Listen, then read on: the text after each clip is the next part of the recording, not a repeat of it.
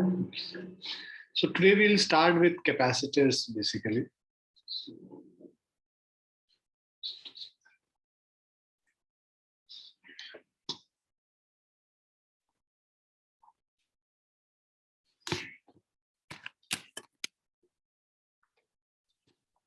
पहले हम लोग बेसिक कॉन्सेप्ट सीखेंगे, जो एक्स्ट्रा कॉन्सेप्ट्स आपको नीट में चाहिए वो कॉन्सेप्ट्स पहले सीखेंगे और बाद में फिर कुछ क्वेश्चंस करेंगे based on that concept, right? तो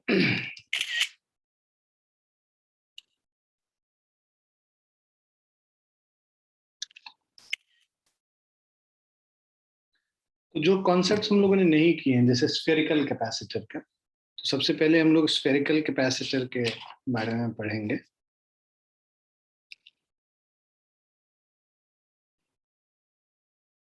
तो लेट्स से हमारे पास एक स्फेरिकल कैपेसिटर है और that spherical capacitor,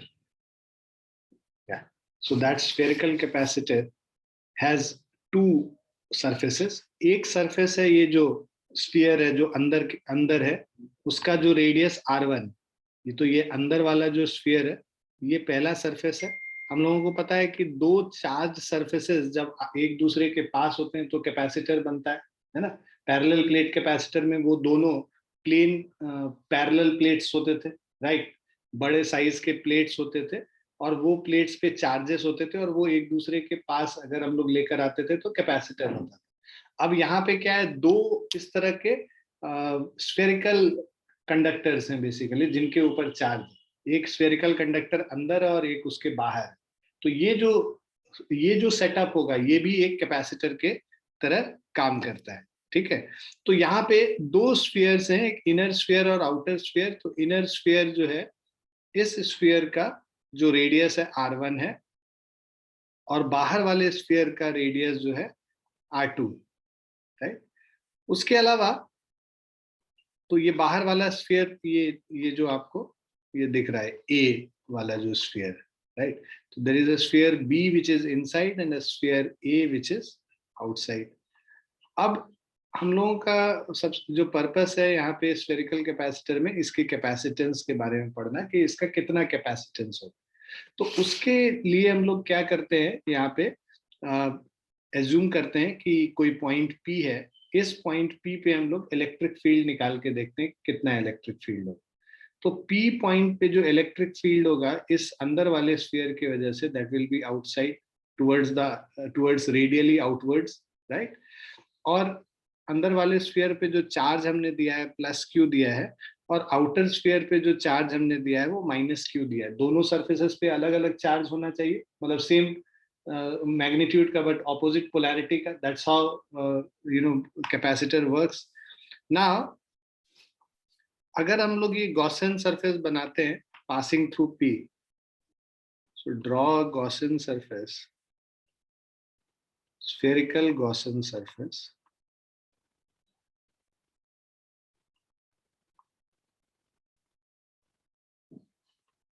passing through P, ठीक है? इस पॉइंट P से पास करता हुआ एक स्फेरिकल गॉसियन सरफेस बनाते हैं।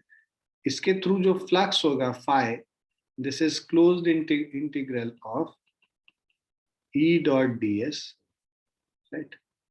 विच is equal to, because electric field radially outward direction में ही है तो इसको हम लोग simply closed integral of E ds लिख सकते हैं।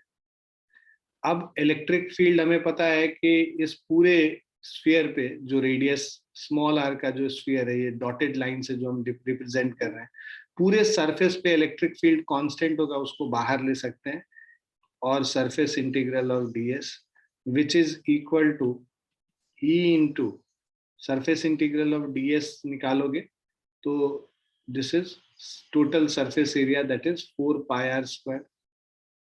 तो 4 pi r स्क्वायर हो गया, E into 4 pi r square. ये फर्स्ट इक्वेशन होगी, ठीक है ना? बाय गॉस लॉ हमें पता है कि ये गॉस लॉ से ये जो E into 4 pi r square है मतलब जो फ्लक्स है, total flux is equal to charge enclosed by epsilon naught, right. तो charge enclosed by epsilon naught हम लोग करेंगे, so this is equal to charge enclosed, इसके अंदर जो गॉसियन सरफेस के अंदर चार्ज क्या है, प्लस क्यू है, plus Q by epsilon naught E, तो this is E into 4 pi r² is equal to q by epsilon naught. So electric field E is equal to q by 4 pi epsilon naught r²। ये निकालने के बाद हमारा potential difference,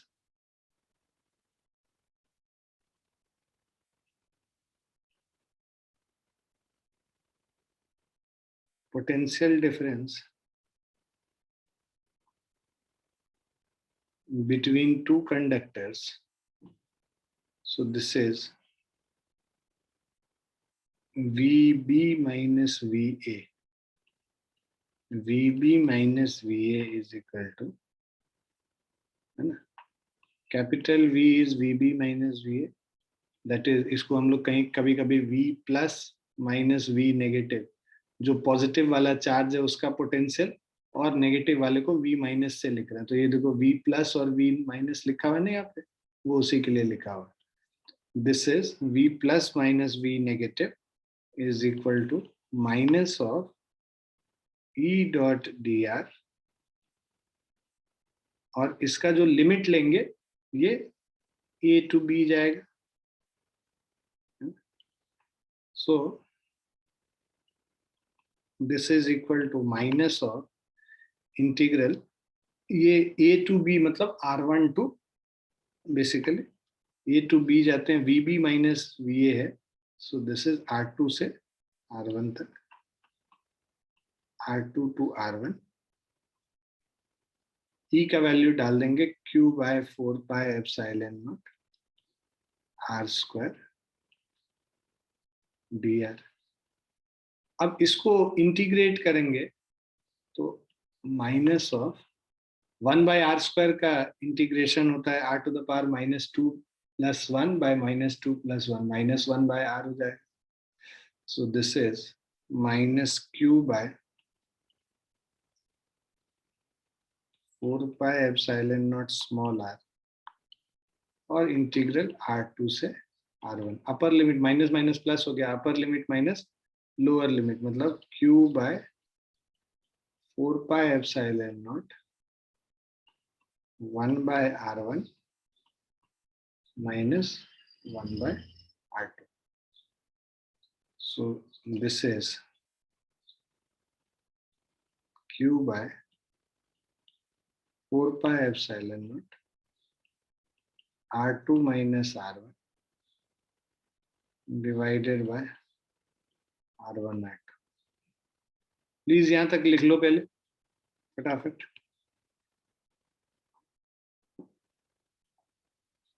सो v का value ये आ गया, please right it.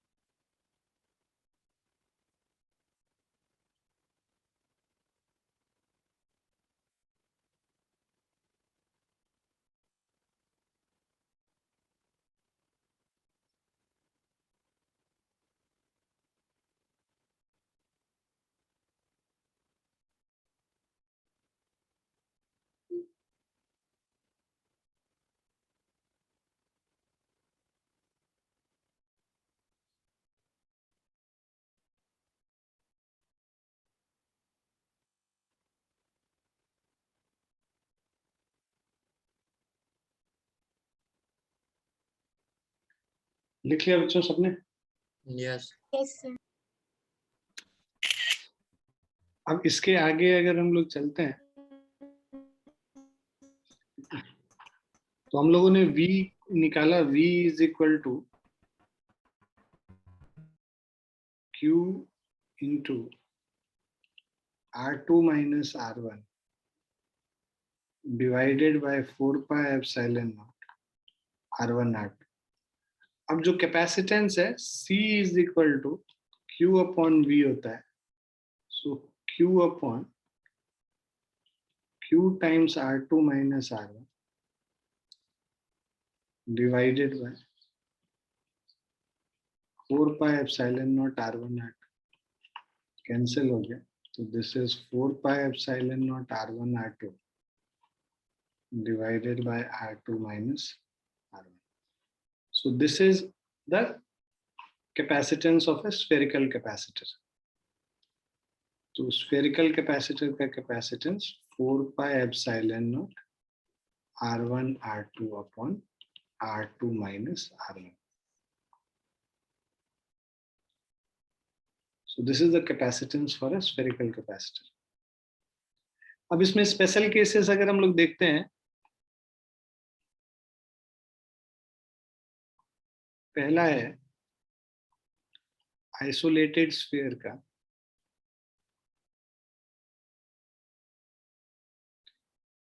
तो isolated sphere में जो R2 होगा that will be tending to infinity, है ना भाई? जब आइसोलेटेड स्फीयर है तो बस एक ही स्फीयर होगा ना, R1 वाला स्फीयर होगा, R2 तो होगा ही नहीं। Yes sir. इंफिनिटी पे चला जाएगा वो। हम लोग ये एज्यूम करते हैं कि आइसोलेटेड स्फीयर में जो दूसरा वाला सरफेस है वो इंफिनिटी पे मौजूद है। तो R2 टेंडिंग टू इंफिनिटी अगर कर लोगे तो दैट मीन्स R1 R2 के रेस्पेक्ट में बहुत छोटा है, उसको हम लोग नेग्लेक्ट कर देंगे। So when R2 tends to infinity, in that case R2 minus R1 can be approximately written as R2 only. तो जो हमारा कैपेसिटेंस है C इज इक्वल टू, ये हो जाएगा 4 pi epsilon naught R1 R2 divided by R2। R2 और R2 cancel हो गया, this is 4 pi epsilon not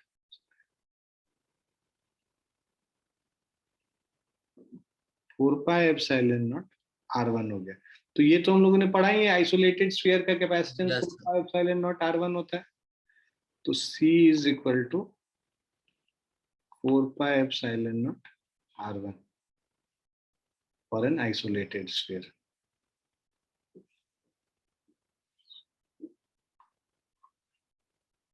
ठीक है।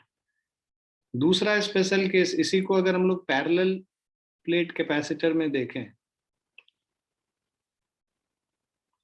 सो पैरेलल प्लेट कैपेसिटर, यही अगर इसका रेडियस बहुत बड़ा हो जाएगा, मतलब कि R1 and R2 both are large, R1 also tends to infinity and R2 also tends to infinity, दोनों इंफिनिटी को टेंड करेगा, तब क्या होगा? मतलब R1 tends to infinity, R2 tend, तो ये जो स्फीयर है धीरे धीरे स्ट्रेट लाइन बनता चला जाएगा जब इनफाइनाइट रेडियस हो, तो दोनों स्ट्रेट लाइन बनता चला जाएगा। R1 भी इनफाइनाइट हो गया, R2 भी इनफाइनाइट हो गया, बट R2 माइनस R1 जो है this is equal to D, है ना?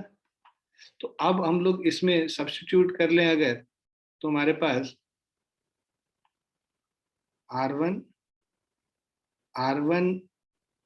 4 pi R1 into R2 will be equal to, इसको हम लोग लिख सकते हैं R1 is equal to R2 is equal to R कर लो। 4 pi R1 R2 को हम लोग 4 pi R स्क्वायर कर सकते हैं, which is equal to surface area A। तो जो कैपेसिटेंस C था हमारा 4 pi epsilon naught R1 R2, 4 pi epsilon naught R1 R2 divided by R2 minus R1। 4 pi R1 R2 को हम लोग 4 पाई R स्क्वायर A के बराबर लिख लेते हैं, A epsilon naught by D which is equal to epsilon naught A upon D। तो यही हमारा कैपेसिटर है ना। जो कैपेसिटर पैरेलल प्लेट कैपेसिटर होता है उसका कैपेसिटेंस ऐसे ही तो निकालते हैं, एप्सिलॉन नॉट ए अपॉन डी। Yes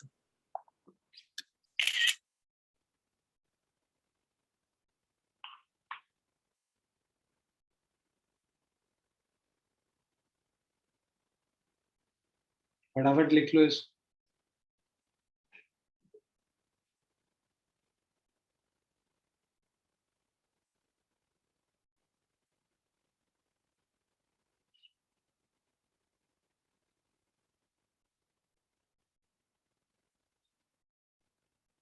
sir.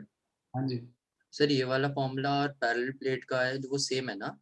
हाँ हाँ, C is equal to epsilon naught A by same तो है। सर पर पैरेलल प्लेट वाले में लाइक जो मैंने लिखा है उधर फिर मैंने सर ये के एप्सिलॉन नॉट ए बाय। वो तब होता है जब उसके बीच में डाइलेक्ट्रिक के रहता है। Okay sir. ये पैरेलल प्लेट कैपेसिटर, इसके बीच में वैक्यूम है या एयर है। Okay sir. इसी में अगर हम लोग डाइलेक्ट्रिक भर देंगे तो इंटू के हो जाएगा, के epsilon naught A by D. Okay sir.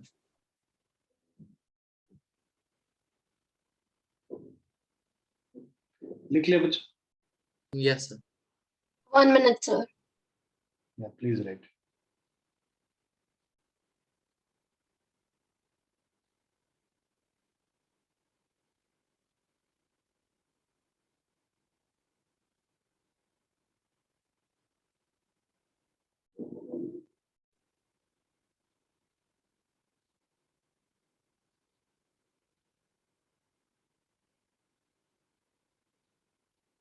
लिख लिया, sir.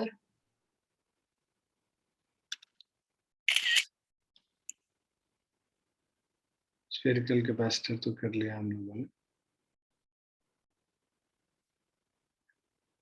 अब हम लोग सिलिंड्रिकल कैपेसिटर कर रहे हैं। सो सिलिंड्रिकल कैपेसिटर में सेम चीज जो हम लोग स्फेरिकल कैपेसिटर के लिए कर रहे थे। अगर हमारे पास दो मतलब एक सिलिंड्रिकल कंडक्टर है ना, आइदर इट इज हॉलो और it is filled, right.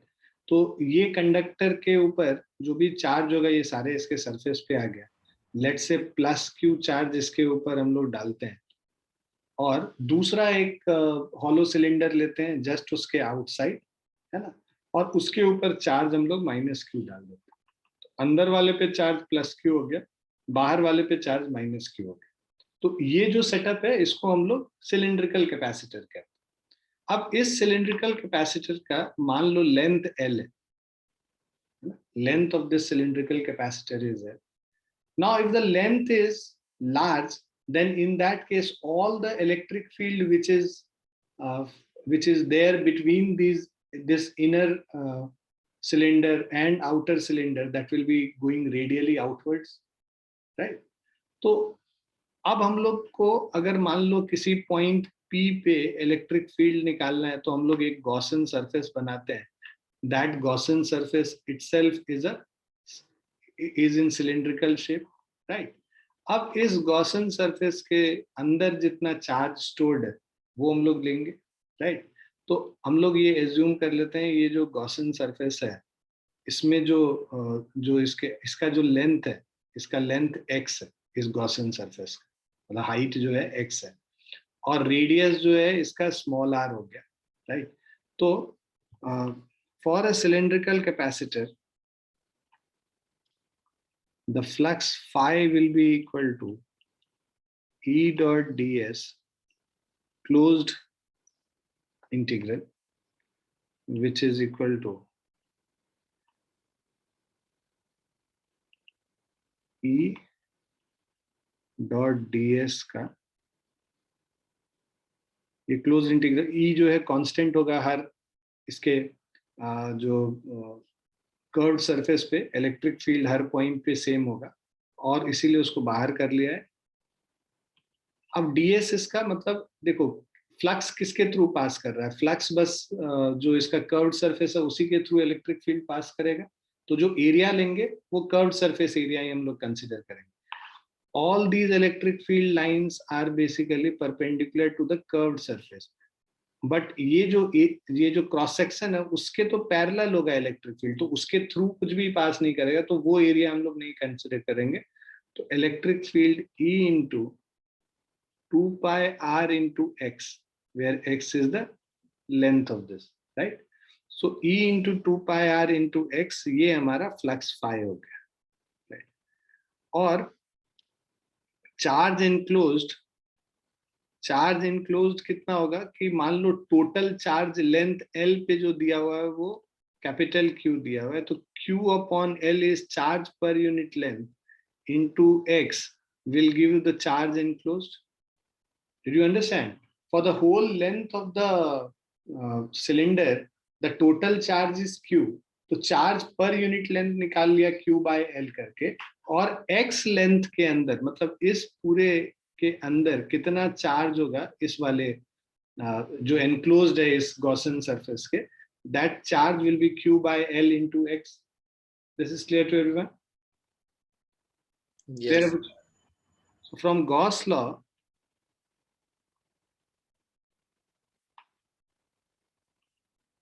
Gauss law से अगर हम लोग करेंगे तो flux phi is equal to E into 2πrx is equal to charge enclosed upon epsilon naught. So this is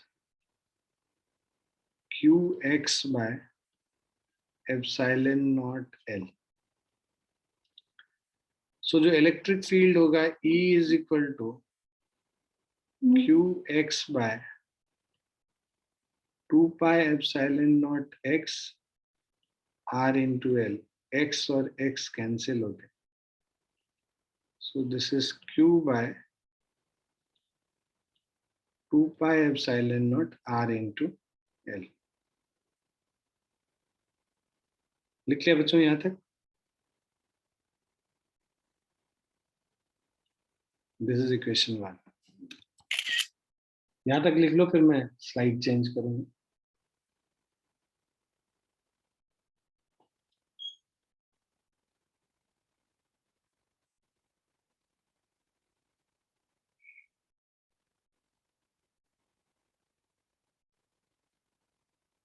लिख लिया सर. लिख लिया. अब इसको B मान ले, मतलब या तो इसको B मान लो और यहाँ पे A मान लो, तो VB माइनस VA. तो हम लोगों ने देखा कि electric field E is equal to Q by 2π epsilon naught R into L. Right? Now VB, मैंने ये बोला था कि इस पॉइंट को ले लेते हैं B और इस पॉइंट को A ले लेते हैं. सो VB माइनस VA, कल ही हम लोग ये फॉर्मूला कर रहे थे, minus of EDR A to B. So this was V is equal to this. So V is equal to Q by 2π epsilon naught R into L dr. Integration A to B मतलब R2 से लेके R1. So this will be equal to V is equal to, अब ये 1 by R का, so this is Q by 2π epsilon naught L. Q by 2π epsilon naught L constant है, बाहर कर लो. Integration of -1 by R dr. R2 to R1. अब this is equal to 1 by R का integration क्या होता है? ln R होता है ना. log to the base E is ln R, natural logarithm. तो इसको हम लोग क्या लिखेंगे? Q by 2π epsilon naught L ln of upper limit minus lower limit होगा, माइनस साइन बाहर लगा हुआ है, ln of R1 minus ln of R2. इसको अगर माइनस साइन को अंदर लेके चले जाएंगे, सो ये हो जाएगा Q by 2 pi epsilon naught L ln R2 minus ln R1 मतलब ln R2 by R1।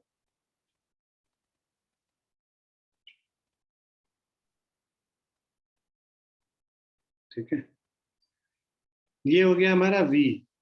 अच्छा, capacitance C is equal to Q upon V होता है, Q upon Q ln R2 by R1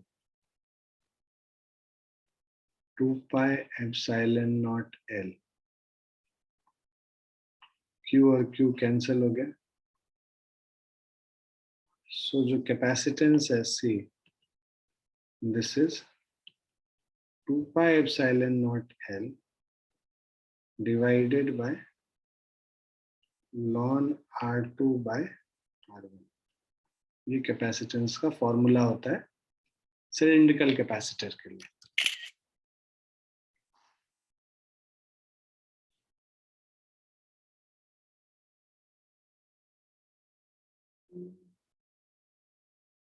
clear बच्चों? Yes sir. Yes, sir. लिख लिया सबने? Yes sir. हाँ जी। Question में अगर आ जाए लाइक ये यूज करना आ जाए तो सर लॉन को की वैल्यू वगैरह कैसे डालते हैं? मैंने लॉगरिथम का क्लास लिया तो था तुम जब 11th में थे। हाँ सर, फिर इतना ज्यादा यूज नहीं तो याद नहीं आ रहा, तो लाइक अगर आप लॉन एक्स होता है 2.303 log x to the base 10। log x to the base 10 log tables में हम लोग देख सकते हैं। मैंने अभी 2 लेक्चर रिकॉर्ड किया है लॉगरिथम का 11th क्लास के बच्चों के लिए, अच्छा लेक्चर था।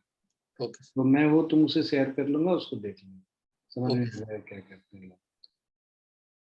ये टेबल में हम लोग देख लेते हैं, जो इसका लॉग टेबल होता है, इसमें डायरेक्ट वैल्यूज इसमें देख सकते हैं और उसमें पुट करके 2.303 से मल्टीप्लाई करते ओके सर। तो नीट के पेपर के हैं। नीट के पेपर में ये सब नहीं आता, नीट के पेपर में ये सीधे लॉन के टर्म्स में ही आंसर होगा तुम्हारा। Okay sir. मतलब तुम्हारा जो फाइनल आंसर होगा वो लॉन के टर्म्स में। Okay sir.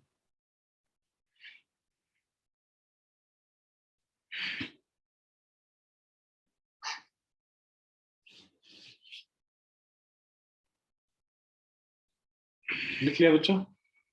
Yes sir.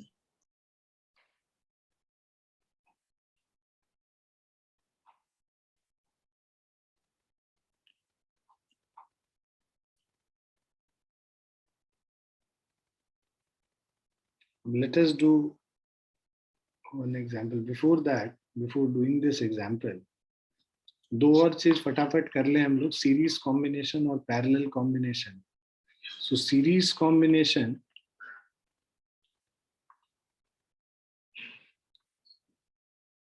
Series combination में जैसा कि मैंने बताया था कि अगर n कैपेसिटेंसेस सीरीज में है, C1 C2 C3 up to Cn, तो जब n कैपेसिटेंसेस सीरीज में होता है तो जो यहाँ पे सीरीज कॉम्बिनेशन जो कैपेसिटेंस का, वो रेजिस्टेंस का पैरेलल कॉम्बिनेशन जैसा फॉर्मूला होता है। मतलब 1/CS is equal to 1/C1 plus 1/C2 1/C3 up to 1/Cn। जो पैरेलल कॉम्बिनेशन होगा वो रेजिस्टेंस के सीरीज जैसा होगा। मतलब अगर हमारे पास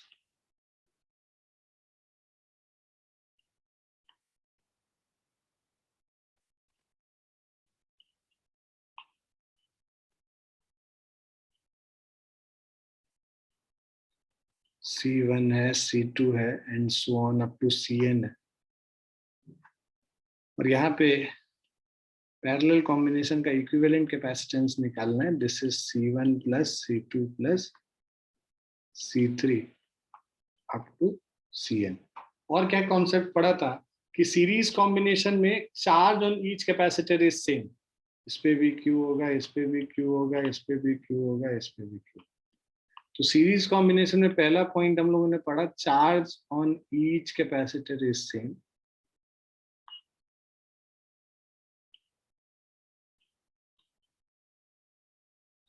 और दूसरा पॉइंट इंपॉर्टेंट था कि potential difference across each capacitor is different. So potential difference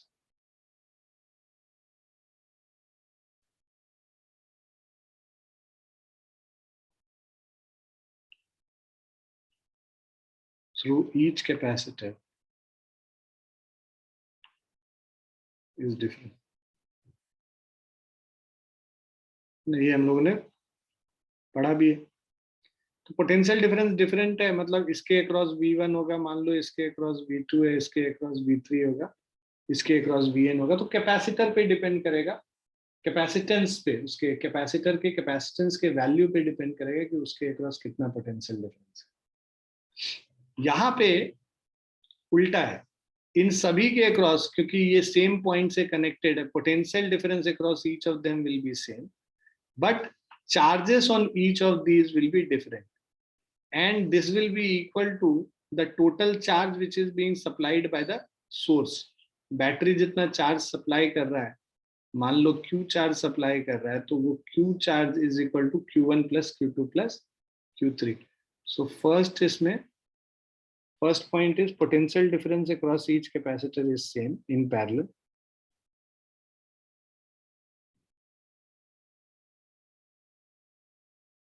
So potential difference across each capacitor is same।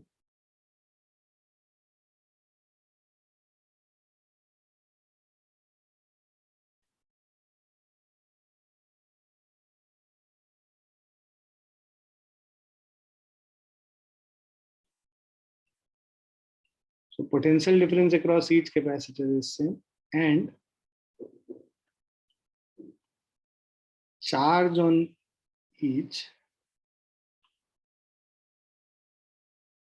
so उसके कैपेसिटेंस पे डिपेंड करेगा। कैपेसिटेंस का मतलब ये होता है ना, capacity to store the charge. तो कैपेसिटेंस जितना ज्यादा होगा या कम होगा, उसके हिसाब से कितना चार्ज स्टोर हो सकता है उस पे हम लोग निकाल सकते हैं। So charge on each capacitor depends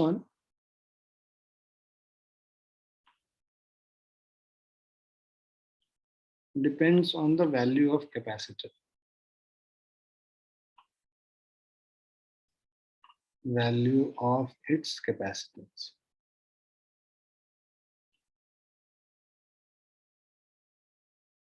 So it will be different for different capacitors।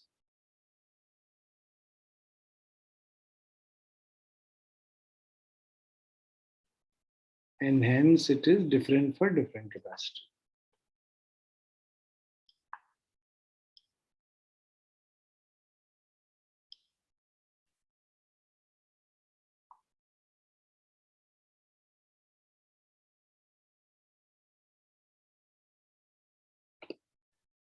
Clear है बच्चों? Yes, sir. तो सीरीज पैरेलल में ये चीजें ध्यान रखने की है, आप ध्यान रखनी है। आप लिख लीजिए फटाफट, क्योंकि क्वेश्चंस करेंगे तो इन चीजों का ध्यान रहेगा कॉन्सेप्ट्स में, तभी फिर सही होगा, अदरवाइज गड़बड़ हो जाएगा।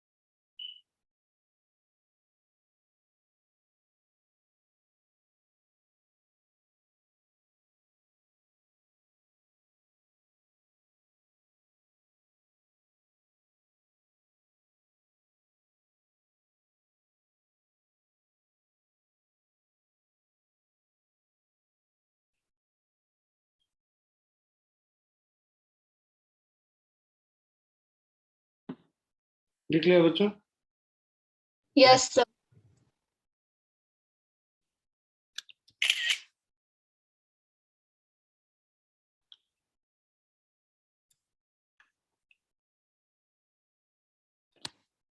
Now let us do this question. Now here you can see, find the equivalent capacitance of the combination shown between the points P and N. तो ये सिंपल है, यहाँ पे देख के ही हमें दिख रहा है कि ये 10 μF और 20 μF ये आपस में क्या है, पैरेलल में है, और ये दोनों कॉम्बिनेशन जो है इस तीसरे कैपेसिटर के साथ सीरीज में कनेक्टेड, राइट? सो इक्विवेलेंट कैपेसिटेंस हम लोग निकालेंगे, पहले इन दोनों का जो पैरेलल कॉम्बिनेशन हम लोग निकालेंगे, तो C parallel is equal to C1 plus C2, तो हम लोग इसको मान लेते हैं C1, इसको C2 और इसको C3. C1 plus C2 which is equal to 10 μF plus 20 μF 30 μF, right? तो जो हमारा इसका इक्विवेलेंट सर्किट होगा,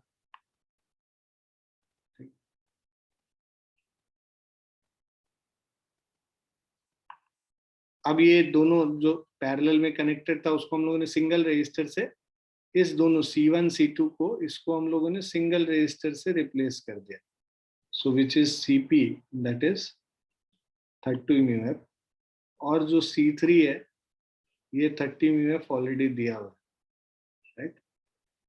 तो P stands for positive terminal जहां कनेक्टेड है, N stands for negative terminal connected है.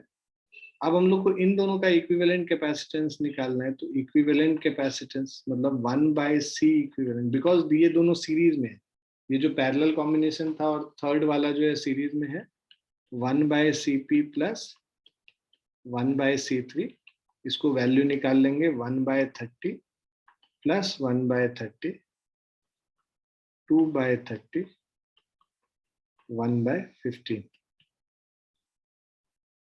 इससे C equivalent is equal to 15 μF.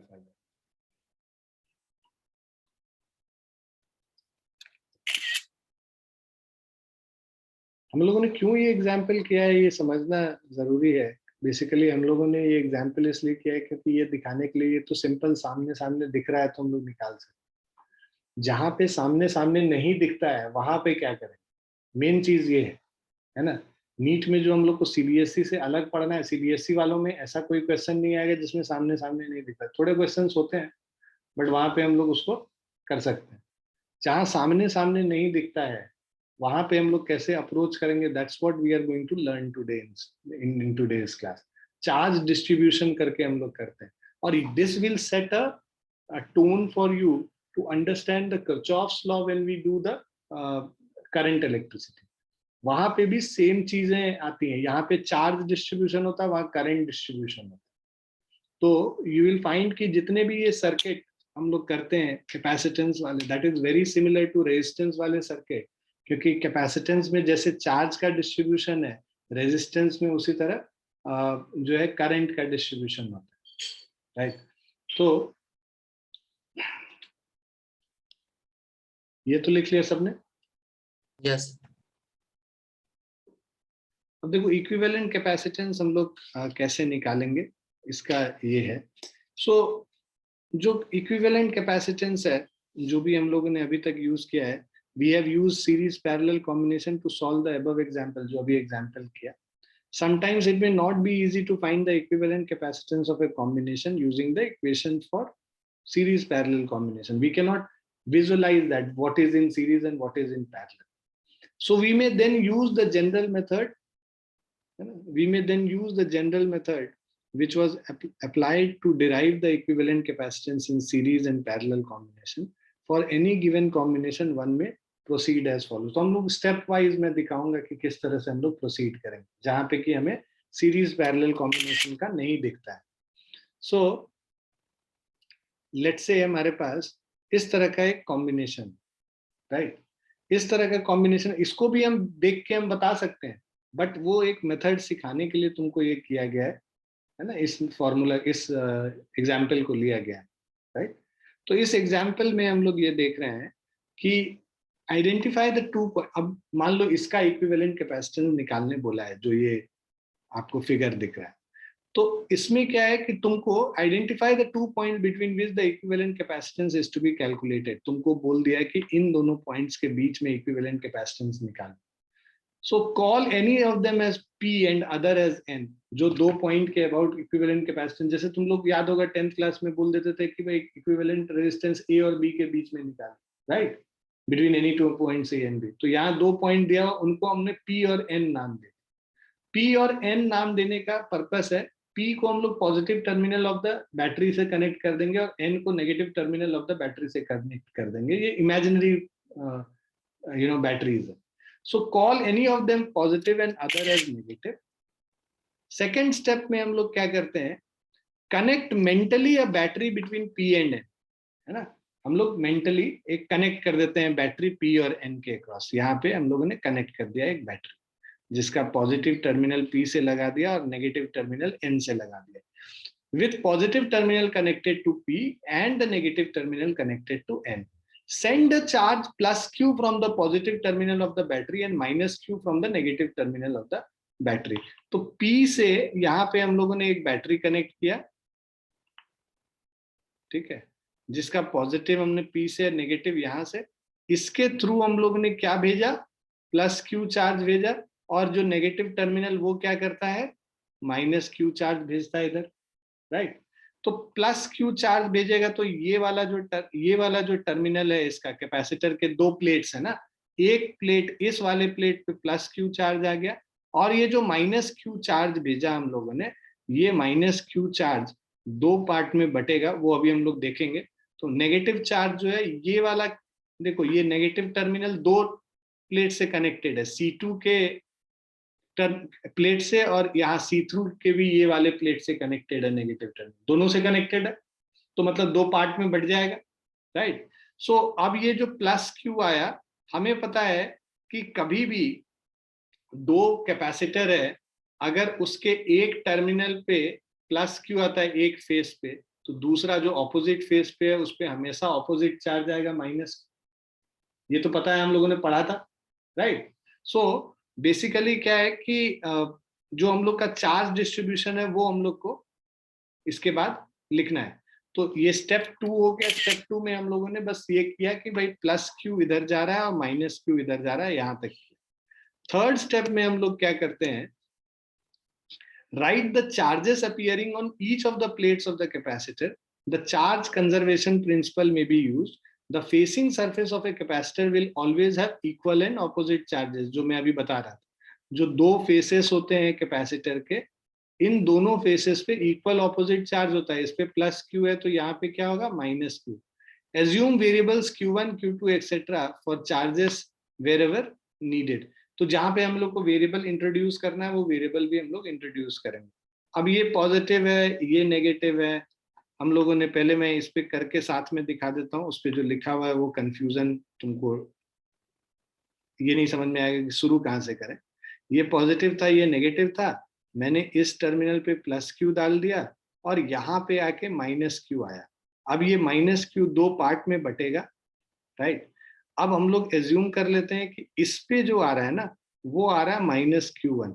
तो ये वाला जो सरफेस है, इस वाले पे क्या आ जाएगा, बेसिकली यहाँ पे minus Q minus of Q minus Q1 हो गया, ठीक है, minus of Q minus Q1। भाई Q माइनस Q1 इधर है, तो minus of Q minus Q1 जो बचा हुआ इधर होगा। दोनों का सम किसके बराबर होना चाहिए, माइनस Q के बराबर होना चाहिए।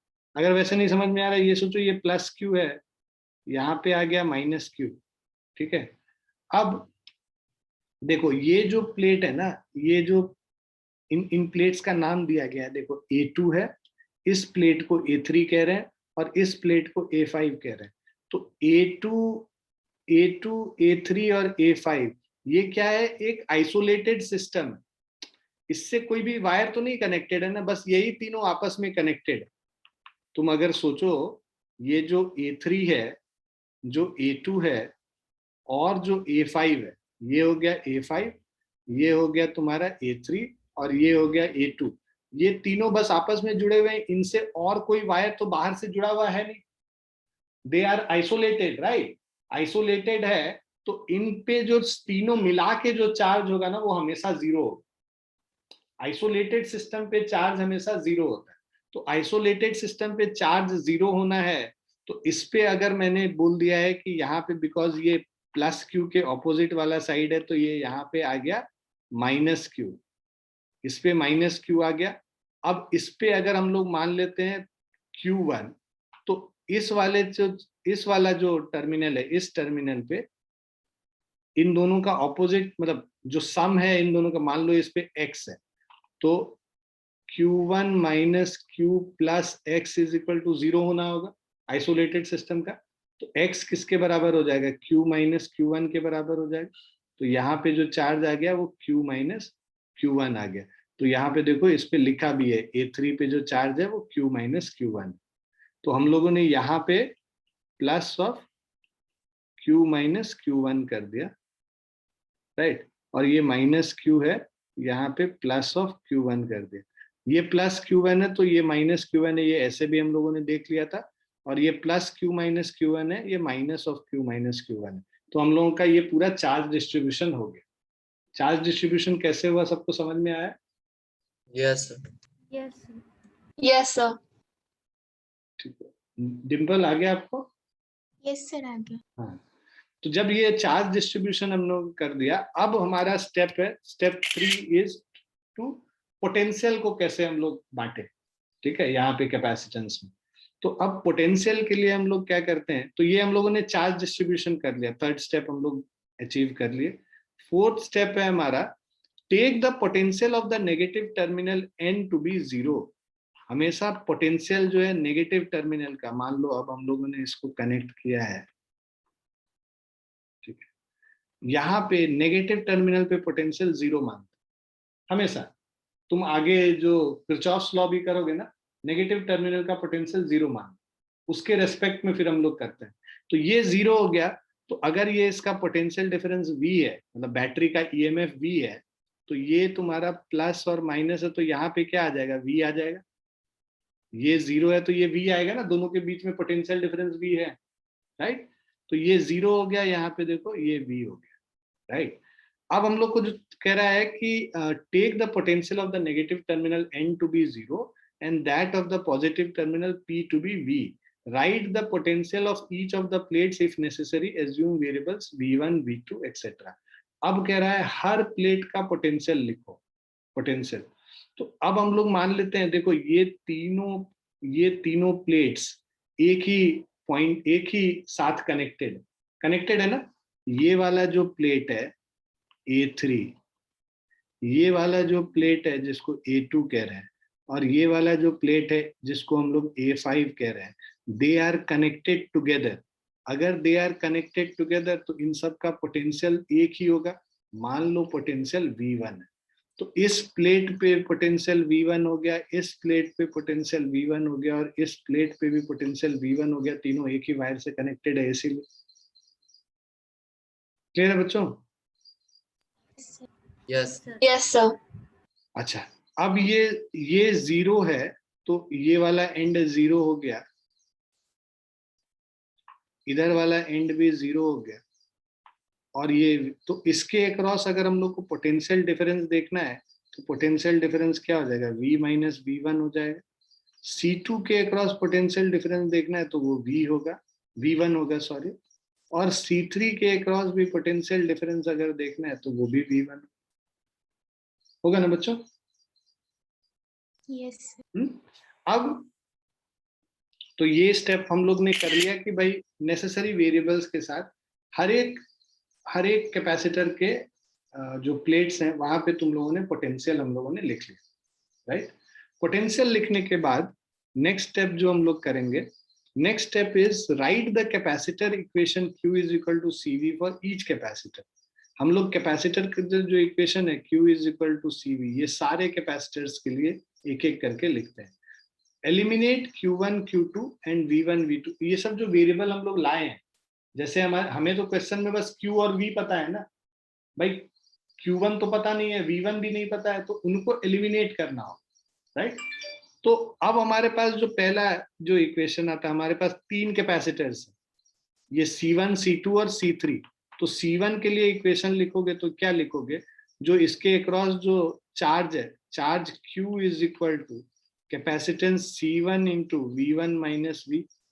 भाई इसके अक्रॉस ये पॉइंट V, इसका ये पॉइंट V1 है, V1 माइनस V इसके अक्रॉस पोटेंशियल डिफरेंस है, और जो कैपेसिटेंस है वो C1 है। तो जो चार्ज होगा, चार्ज जो भी पॉजिटिव टर्मिनल ऑफ कैपेसिटर पे पॉजिटिव चार्ज जो होता है, that is the charge on the capacitor. तो charge Q is equal to capacitance C1 of the capacitor into potential difference across it. ये पहला इक्वेशन। दूसरा इक्वेशन है हमारा, दूसरे ये C2 वाले के लिए अगर हम लोग लिखते हैं, इस पे चार्ज है Q1, this is equal to C2 into V1, है ना। इसके अक्रॉस जो पोटेंशियल डिफरेंस है वो क्या है, ये 0 है, ये V1 है, तो V1 माइनस 0 हो जाएगा ना बच्चों। और ये जो तीसरा वाला है, राइट, तीसरे वाले के भी अक्रॉस ये पॉइंट 0 हो गया ये, तो इसके अक्रॉस भी पोटेंशियल V1 माइनस 0 ही है। तो इसके लिए इसके अक्रॉस जो चार्ज है वो Q माइनस Q1 है, Q minus Q1 is equal to C3 into V1। ये तीसरा इक्वेशन। क्लियर है बच्चों? यस। अब हम लोग एक एक करके इसको रिप्लेस करते हैं। अब अगर हम सेकंड देखो, हम लोग को Q1 और V1 दोनों को रिप्लेस करना है, तो पहले हम लोग क्या करते हैं, इन दोनों को ऐड कर दो, एडिंग 2 and 3। हमारे पास 3 इक्वेशन है, 2 वेरिएबल, राइट। तो adding 2 and 3 we get Q1 is equal to C2 V1, Q minus Q1 is equal to C3 V1। इसको अगर ऐड कर लिया, plus Q1 minus Q1 cut गया, तो इससे हमारा आ जाएगा Q is equal to C2 plus C3 into V1। Clear है बच्चों? Yes, sir.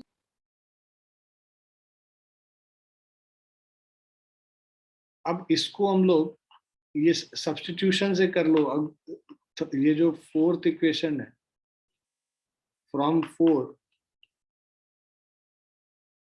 इसको फोर्थ वाले को हम लोग सॉल्व करेंगे तो हमारे पास आ जाएगा V1 is equal to Q by C2 plus C3। substituting in 1,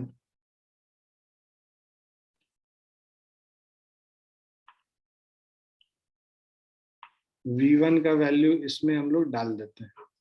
इसमें डालेंगे तो हमारे पास क्या आ जाएगा, Q is equal to C1 into V1 minus V, मतलब Q by C2 plus C3 minus of V।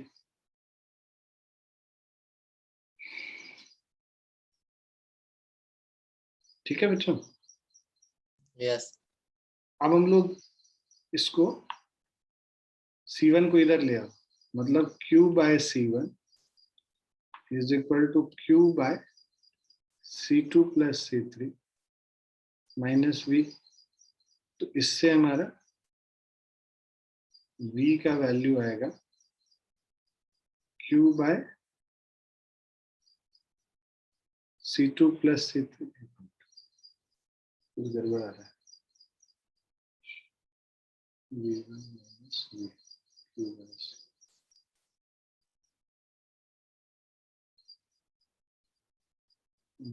अच्छा सॉरी, ये हायर पोटेंशियल V है ना, V माइनस V1 करेंगे। हायर पोटेंशियल V है, V1 तो स्मॉलर पोटेंशियल है, तो ये V माइनस V1 करेंगे। यहाँ पे V माइनस इसको कर, ठीक है। अब जो वैल्यू हम लोग डालेंगे V, so this is V minus Q by C2 plus C3 हो गया। अब हम लोग माइनस Q बाय C2/C3 को लेफ्ट साइड लेके जाएंगे, तो ये हमारा हो जाएगा Q by C1 plus Q by C2 plus C3 is equal to V। So अब ये जो Q है इसको कॉमन ले लो, अंदर बच जाएगा 1 by C1 plus 1 by C2 plus C3 is equal to V। अब हमें पता है कि Q by V equivalent capacitance C क्या होता है, Q बाय V होता है। तो आप क्या करो, V को इधर आके इसको सॉल्व कर लेंगे पहले थोड़ा, तो ये आ जाएगा हमारा C2 plus C3 plus of C1 divided by C1 into C2 plus C3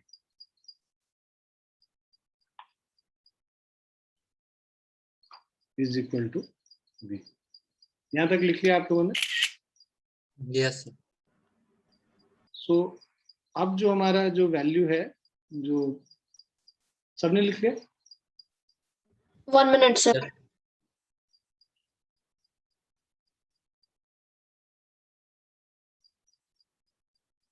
Yes, sir.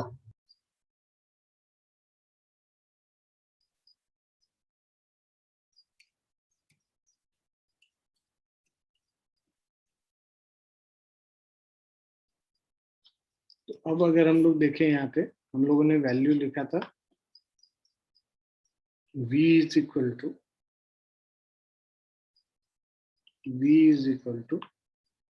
Q into C1 plus C2 plus C3 divided by C1 into C2 plus C3। So अब हमें पता है कि equivalent capacitance C equivalent is equal to Q by V होगा। इसको replace कर लो, Q by V के जगह ये रिप्लेस कर लेते हैं, C1 plus C2 plus C3 divided by C1 into C2 plus C3। Q cancel हो जाएगा, ये जो डिनोमिनेटर है वो ऊपर न्यूमरेटर में चला जाएगा, C1 into C2 plus C3 divided by C1 plus C2 plus C3। तो this is your equivalent capacitance.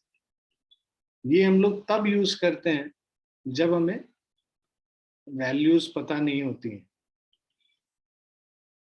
जब हमें ये नहीं पता होता कि कौन सा पैरेलल में कनेक्टेड है और कौन सा सीरीज में कनेक्टेड है।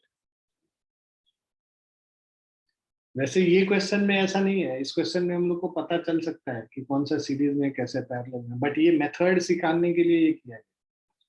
इसको हम लोग कहाँ यूज करेंगे अभी हम लोग देखेंगे। तो फिर जहाँ पता नहीं चलता तो ये एक जनरल फॉर्मूला है जो हर जगह यूज होएगा। ये जो जनरल मेथड है जो हर जगह यूज होगा। इनफैक्ट जो डेरिवेशन भी आता है सीरीज वाला कैपेसिटेंस का और पैरेलल कैपेसिटेंस का, वो भी जनरल मेथड से ही आता है डेरिवेशन। तो देखो जनरल मेथड किया ही क्यों जाता है, वो इसीलिए किया जाता है जहाँ कुछ भी नहीं काम करता वहां ये काम करता है।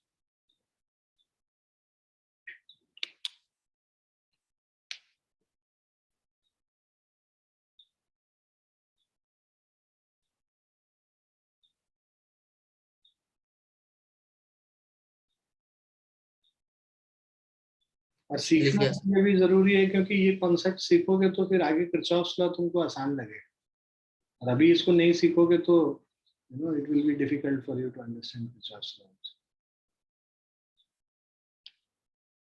सेम क्वेश्चंस देखोगे, कैपेसिटेंस हटा के रेजिस्टेंस लगाया हो, वहां किरचॉफ्स लॉ लगा देते हैं, और जहाँ कैपेसिटेंस लगा होगा वहां ये चार्ज डिस्ट्रीब्यूशन वाला कॉन्सेप्ट पे करें। लिख लिया आप लोगों ने? Yes Yes, sir.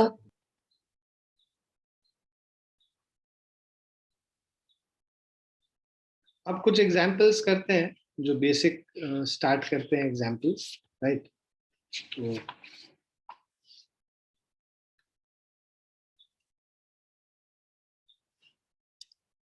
तो पहला क्वेश्चन है, question says a parallel plate capacitor has plates of area 200 centimeter square and separation between the plates is 1 millimeter, right? So area दे रखा है 200 centimeter square. Separation between the plates is 1 mm. 1 into 10 to the power minus 3 meter. 200 into 10 to the power minus 4 meter square. इसको 2 into 10 to the power minus 2 meter square लिख सकते हैं. What potential difference will be developed if a charge of 1 nanocoulomb?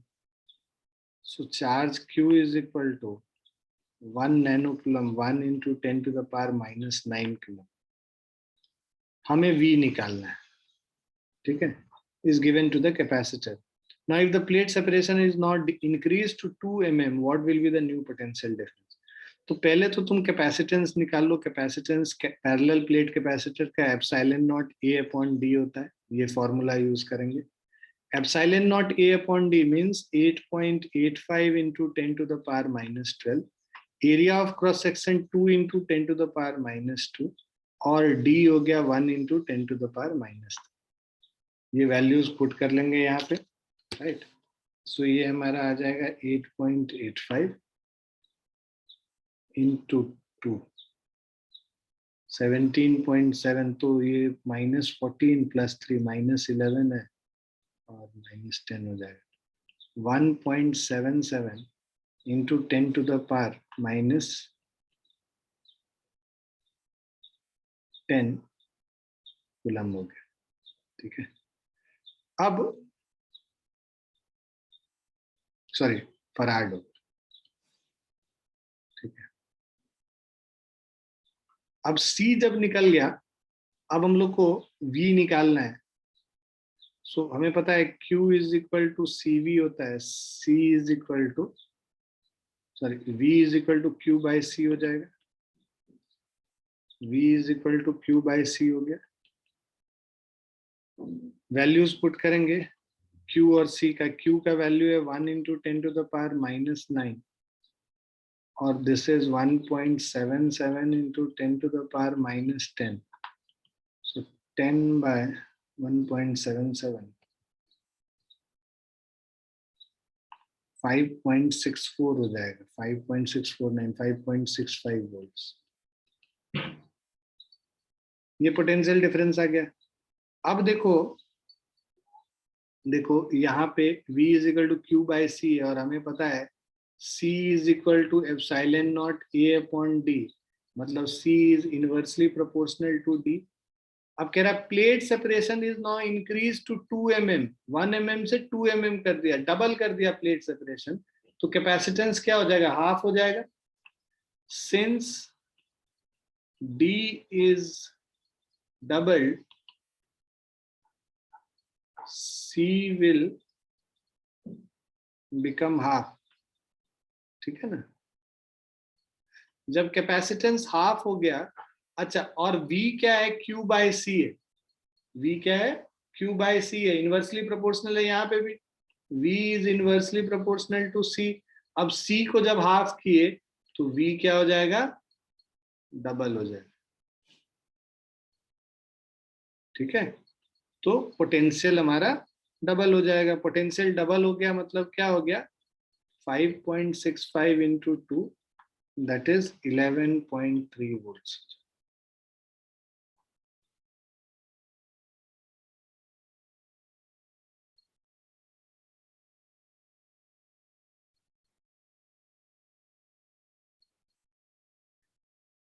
Directly ऐसे कर सकते हैं, otherwise तुमको ये नहीं है तो कैपेसिटेंस तुमने ऑलरेडी निकाल ही रखा है ना? कैपेसिटेंस तुम्हारा निकल जाएगा. अगर ये डिस्टेंस को डबल करोगे तो नया कैपेसिटेंस निकालोगे, और उस कैपेसिटेंस को यूज करके नया पोटेंशियल डिफरेंस निकालोगे.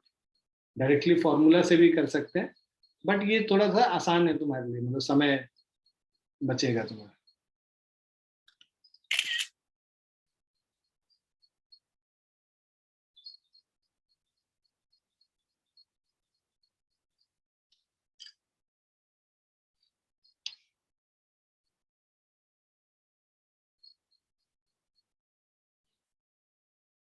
डन बच्चों? यस. Yes, sir. अब सेकंड एग्जाम्पल पे आते हैं. Second example is an isolated sphere has a capacitance of 50 picofarad. तो isolated sphere का capacitance क्या होता है?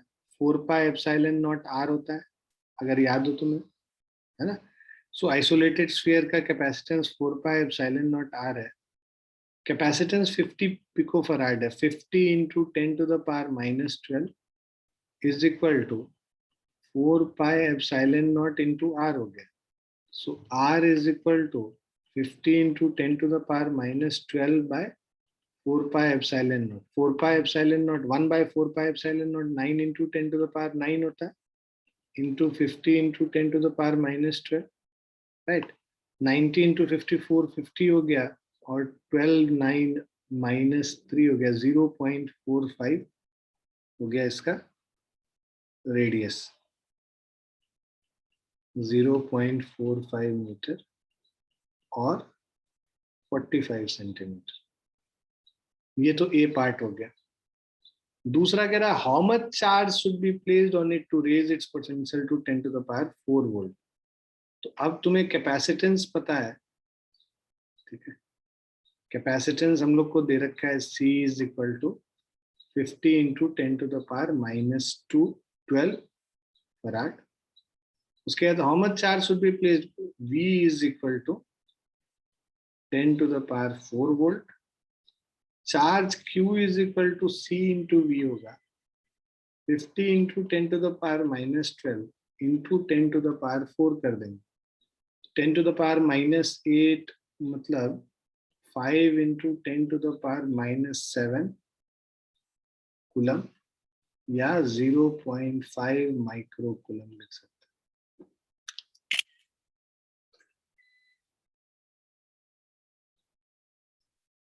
क्लियर बच्चों? Yes, sir. Yes, sir.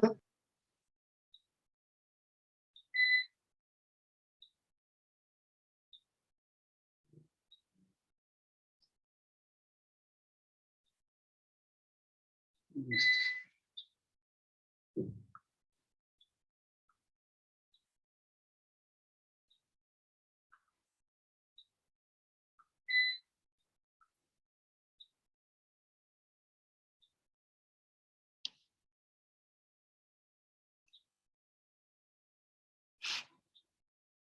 Just give me a moment's time.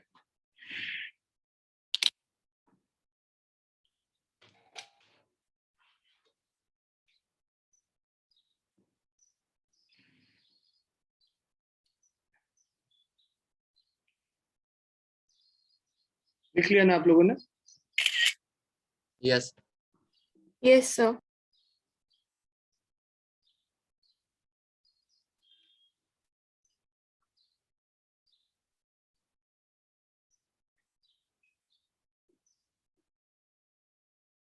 Now third example. So consider the connection shown in figure. Find the capacitance between the points A and B. देखो अब मुझे ये बताओ इसमें कौन से सीरीज में और कौन से पैरेलल में, ये देख के हम लोग पता कर सकते हैं. सर 12, 6 और 2 सीरीज में है और 24 उनके पैरेलल है. 24 तो बैटरी है. तुमको 12, 6 और 2 के बारे में बताना. और 6 सीरीज में और 2 उनके पैरेलल. हाँ 12 और 6 सीरीज में है ना, ये दोनों एक लाइन में है सीरीज में. और ये बिकॉज ये वाला ऊपर वाला लाइन और नीचे वाला लाइन एक ही पॉइंट से कनेक्टेड है, तो 12, 6 सीरीज में होगा और ये 2 के साथ पैरेलल में. आ गया सबको समझ? Yes sir. Yes sir. So अब हम लोग ये करेंगे कि सीरीज वाला जो हम लोग करते हैं फॉर्मूला लिखेंगे 1/CS. मतलब इन दोनों का अगर हम लोग इक्विवेलेंट कैपेसिटेंस अलग से निकालें वो CS मान लेते हैं. 1/CS is equal to 1/C1. इसको हम लोग C1 मान रहे हैं, इसको C2 लिख रहे हैं और इसको C3 लिख रहे हैं. तो 1/C1 प्लस 1/C2 हो गया. So which is equal to 1/12 plus 1/6. LCM ले लिया 12, तो 1 प्लस 2 3/12 मतलब 1/4 हो गया. तो CS is equal to 4 μF. Directly formula भी हम लोग लिख सकते थे, CS is equal to C1 C2 by C1 plus C2। तो C1 C2 मतलब 12 इंटू 6 बाय 12 प्लस 6 हो गया, 72 बाई 18 मतलब 4। डायरेक्टली ये फॉर्मूला भी कर सकते थे जो मैंने बताया था दो कैपेसिटेंस के लिए, है ना। तो इन दोनों का जो इक्विवेलेंट कैपेसिटेंस है वो 4 म्यू एफ हो गया। अब ये CS वाला और C3 आपस में पैरेलल में कनेक्टेड है, तो इक्विवेलेंट कैपेसिटेंस जो इन तीनों का हो जाएगा CP is equal to CS plus of C3। CS है 4 और C3 है 2, तो 4 प्लस 2 6 म्यू एफ। ठीक है, अब ये हमारा ये 6 म्यू एफ हो गया, ये ए पार्ट हो गया हमारा सॉल्व।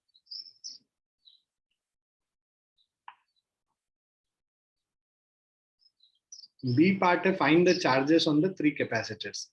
तो जब ये चार्जेस निकालने के लिए बोल रहा है, आप याद करो कि जब कैपेसिटर्स सीरीज में होते हैं तो उनमें सेम चार्ज होता है ना, यस सर।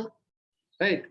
तो इसमें हम लोग मान लेते हैं कि इस पे चार्ज Q1 है, तो इस पे भी चार्ज Q1 आ जाएगा ना। Yes sir. और इस पे बिकॉज टोटल चार्ज मान लो अगर हम लोग Q मानते हैं जो इससे फ्लो कर रहा है बैटरी से, तो अगर ऊपर Q1 गया हुआ है तो यहाँ पे जो रिमेनिंग चार्ज है Q माइनस Q1 आ जाएगा। क्लियर है? Yes sir. So find the charges on the 3 capacitors separately. तो अब सबसे पहले तो हम लोग क्या करते हैं, ये कैलकुलेट कर लेते, 2 म्यू एफ के अक्रॉस कितना चार्ज है वो निकाल लेते हैं। सो देखो Q minus Q1 is equal to C3 into V, right? So this is Q minus Q1 is equal to C3 capacitance मेरा 2 म्यू एफ है, ठीक है, और V 24 वोल्ट है। जो बैटरी का पोटेंशियल होगा ये हो गया 0, ये हो गया 24, यहाँ पे भी चला आएगा 0 और यहाँ पे आ जाएगा 24। तो इसके अक्रॉस जो पोटेंशियल डिफरेंस होगा वो उतना ही होगा जो बैटरी का पोटेंशियल डिफरेंस है। आ रहा है समझ में? Yes sir. Yes sir. V3 क्या हो गया, 24 वोल्ट हो गया हमारा, राइट। सो ये हम लोग C3 का वैल्यू 2 कर लेते हैं और ये 24 इंटू 2 48 माइक्रोकुलम हो गया Q माइनस Q1 मतलब C3 के अक्रॉस, राइट। और उसके बाद अब देखो टोटल चार्ज Q निकाल, टोटल चार्ज जो Q है, total charge Q is equal to equivalent capacitance into voltage V। Equivalent capacitance जो हमारा टोटल आया वो क्या आया बेटा, 6 आया है। तो 6 इंटू वोल्टेज हमारा कितना है 24, तो 24 6 144 माइक्रोकुलम हो जाएगा। ये टोटल चार्ज आ रहा है समझ में? Yes sir. Yes sir.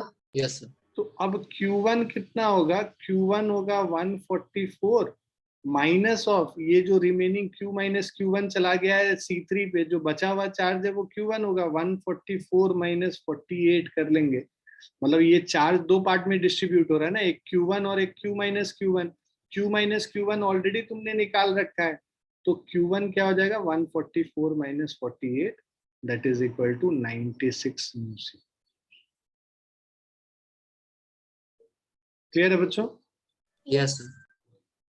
तो कैपेसिटेंस C1 के अक्रॉस हो गया 96 म्यू सी, C2 के अक्रॉस हो गया हमारा सेम 96 म्यू सी, और उसके अलावा जो C3 के अक्रॉस है this is equal to 48 mu सी।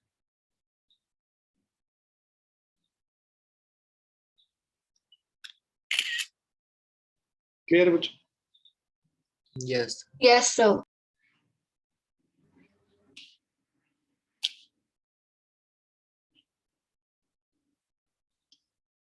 ठीक है, इसको लिख लो देखो यहाँ पे चार्ज डिस्ट्रीब्यूशन वगैरह अगर हम लोग नहीं पढ़े होते हैं ना तो हम लोग को समझना मुश्किल होता है। अभी चार्ज डिस्ट्रीब्यूशन वगैरह पढ़े हुए हैं ना तो ये बहुत इजी है, राइट।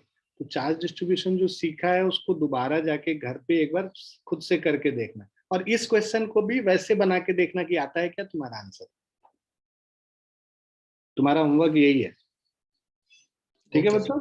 आज शाम को पहले पूरा नोट्स बना लेना जो भी बताया मैंने, और उसके बाद ये जो एग्जाम्पल 3 है इसको उसी मेथड से करके देखना जहाँ पे चार्ज डिस्ट्रीब्यूशन वाले मेथड से करके करते हैं, और देखना तुम्हारा आंसर आता है कि नहीं। सर ये HC वर्मा में है क्वेश्चन।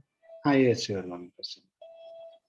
ओके तो इसलिए हम ये बता रहे हैं तुमको, एंड हम लोग इजी वाले ही लेंगे, मतलब बहुत डिफिकल्ट जो होंगे वो ऐसे भी मैं छोड़ दूंगा। ये सब क्वेश्चंस ऐसे हैं जो नीट में पूछे जा सकते हैं, है ना, इसीलिए सिलेक्टिव क्वेश्चन ही तुमको कराएंगे, वो सब सारे क्वेश्चंस नहीं कराएंगे। अच्छा, मेरा ये कहना है कि ये जो क्वेश्चन है इसको एक बार चार्ज डिस्ट्रीब्यूशन से करके देखो, है ना, सेम क्वेश्चन, ठीक है। और जो भी मैंने बताया है वो सब नोट्स हम शेयर कर ही लेंगे, उसी के हिसाब से करके देखो, ओके।